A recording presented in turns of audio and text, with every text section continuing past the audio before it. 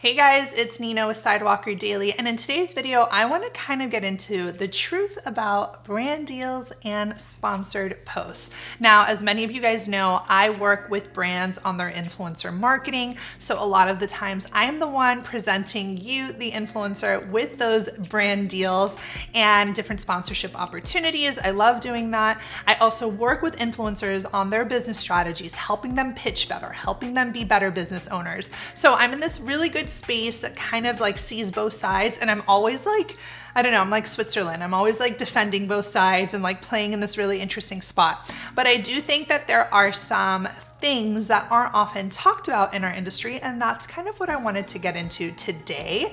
And I kind of also wanted to go through some frequently asked questions that people are always sending us on Instagram. If you are part of my YouTube community and not following me on Instagram, I suggest you do, because I'm highly active over there at Sidewalker Daily. I DM with you guys, I voice note. So if you YouTube comments, of course, leave them, love them, read through all of them. But if you're looking to ever connect, please do so on Instagram, because I hang out there a lot. More than I probably should be. So for today's video, I'm gonna be going over lots of things when it comes to brand sponsorships, just like basic FAQ, things that I get asked time and time again. And I've never done a video like this, actually. I usually come quite prepared, and this is really just notes on my phone of big questions that people constantly ask. And so I put them all here, and I'm just gonna kind of be going through them and answering them in no specific order.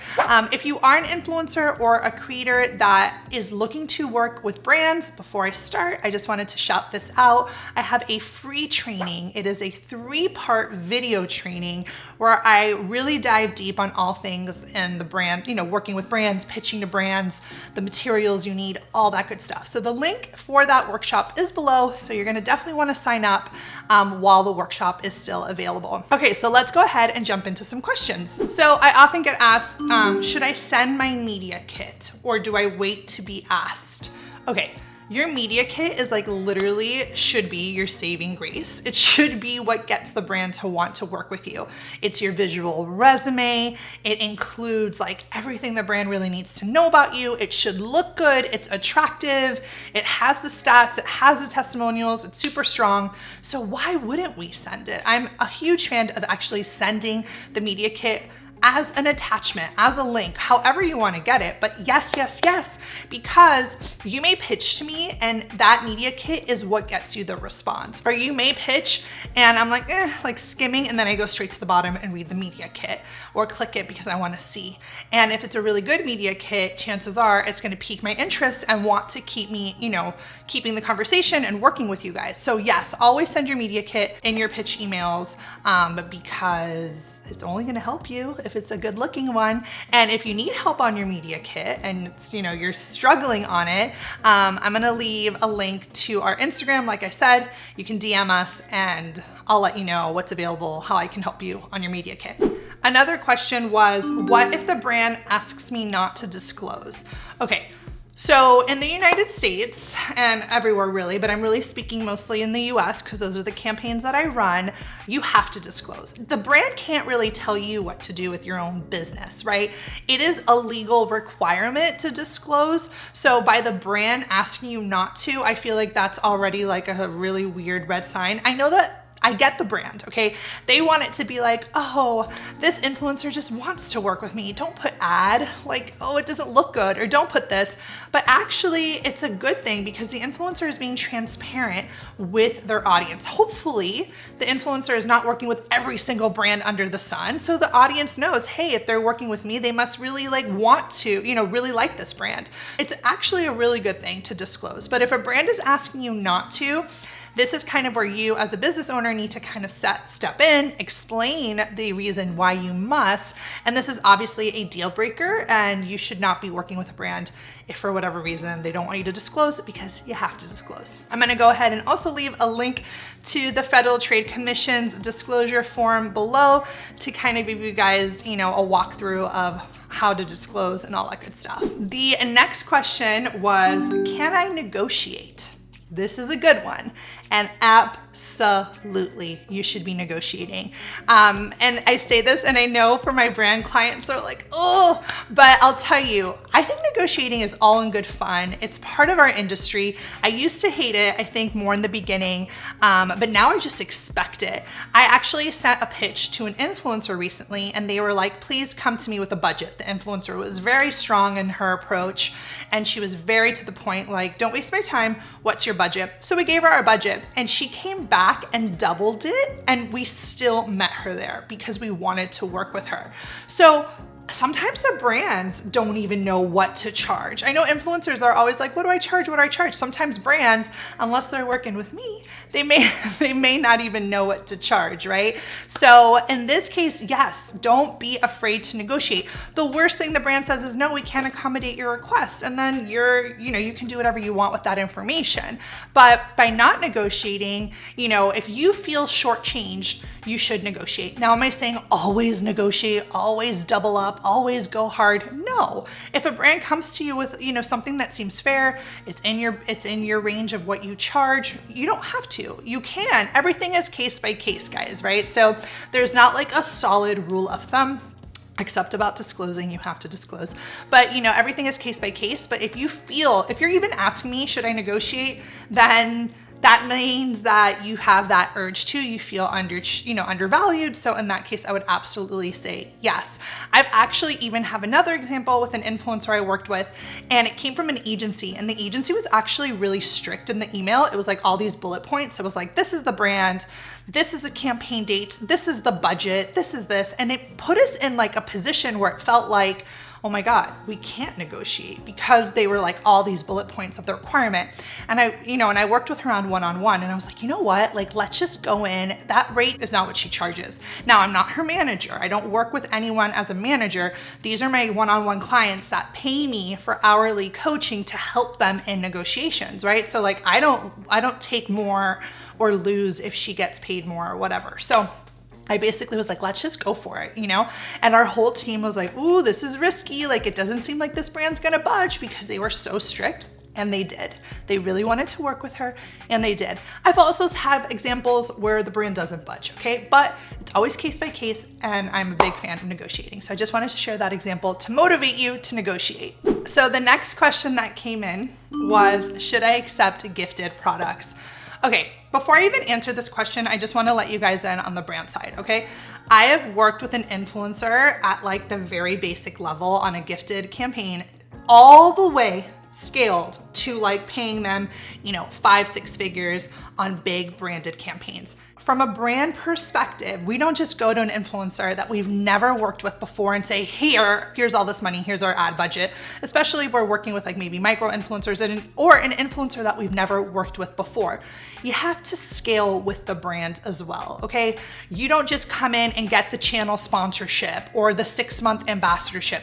Sometimes it happens. I have a yoga influencer recently is tied down a really good partnership with a brand, and they've never worked together before. So again, it does happen. But in my experience too, the brands like to test, right? So like, let's just say we have a campaign and we're working with like 10 different influencers, and 2 out of the 10 really kill it, like conversions, whatever the brand's goals are, we like love them. We may choose those to drop more budget into and scale with them. So maybe we started off with just like a campaign, and then from there we want to grow with the influencer. The brands like to test. A lot of brands are into testing, A/B testing, like let's test, which influencer works better under what variables. So if you are an influencer, it always depends about the gifted stuff. I think some influencers will say, no, don't take gifted, it hurts the whole industry. But I don't always think that's true. I think that I have celebrity influencers that get free stuff and wear it all the time. Like actually even celebrities, not influencers. So I think it's always case by case. What's your end goal? Is a brand giving you something for free in exchange for some content, and now you have a relationship with them and you go in and wow them and pitch another idea, and then you get that sponsored paid post, and then from that sponsored paid post, you take it to a bigger sponsorship. Like, what's the end goal? If you're not being strategic in your gifted collabs, then that's probably a bigger problem, because you're not following it through. I think case by case, you know, I'm not going to tell anyone don't do gifted. I just think like if you're in a position that you're only doing gifted, then you need to break from it. If you're just starting and you're looking to get experience, people do gifted in the beginning. So again, it's always case by case. I do think the goal is, as an influencer, is to get paid. So you can't fall into this rut where you're just doing stuff for free, because then you're not monetizing. And that would obviously hurt your business. Now, if you are looking to learn how to pitch to brands, how to work with brands better, how to get paid, how to come up with your rate, how to transition those free requests into paid ones, guys, all of this information is in my master course. It's below. This is where I put everything in. It's an 11-hour training on how to pitch to brands and how to get paid, okay? So a lot of times people say, oh, Nina, can you make a video on this, or can you make a video on this? Yeah, it's in my master course. All the good, the really, really deep in dive, you know, when I get deep and I show real life examples, is in my master course. So go ahead and check that out. And of course, DM me if you have any questions. I'd be happy to answer them for you, because I know this course is gonna help you so much in your pitching efforts. Okay, let's go to another question. Someone asked, do you have any pet peeves from influencers? Yeah, a lot. I'm not gonna even share them all. I think probably the biggest pet peeve is not following the contract. That's what it's there for. So anytime an influencer kind of goes off track, I can't help but feel a certain way. Recently, you know, I had a campaign that we worked on, and the influencer like posted without review. It was a video campaign, and like the brand really wanted to see, you know, the video before. Not every campaign is like that. Some brands like don't care. It's not in the contract.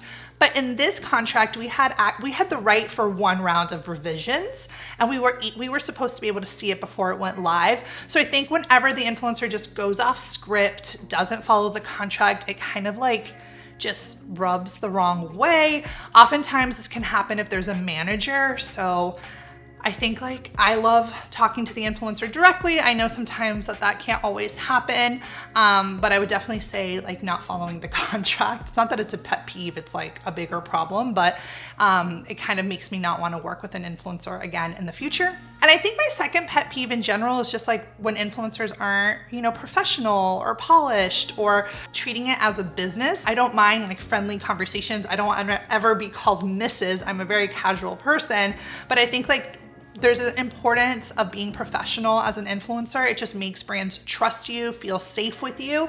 So I would definitely keep that in mind. And then today's last question, someone asked about like sending rates right away. So here's the thing, guys. If a brand doesn't even expect your email coming to them, they have no idea who you are, it's just not how I would do business, right? So like, imagine you are at the bar and there's someone you wanna go up to and talk to, and you just go up to them right away and you're like, what's your number? It's like, whoa, whoa, whoa, like, can we like get to know each other first? So kind of think about it like that. Like you need to do your due diligence and making sure that the person you're pitching to doesn't feel like you're ambushing them, that you warm up the pitch, that you create some sort of connection, so that that pitch actually like works. I actually have a video all about how to draft those email, collaboration emails, so that you guys can check that one out if you need inspiration. And as always, you can work with me on one-on-one or in a group setting, or, you know, within my course on pitching to brands to learn better tools and tactics. So I'll leave that there for you guys. Anyways, I hope you enjoyed today's video. It was a little different. I really enjoyed doing it. I love these questions that kind of came through. And as always, you can find me over on Instagram as well, so we can keep connected there.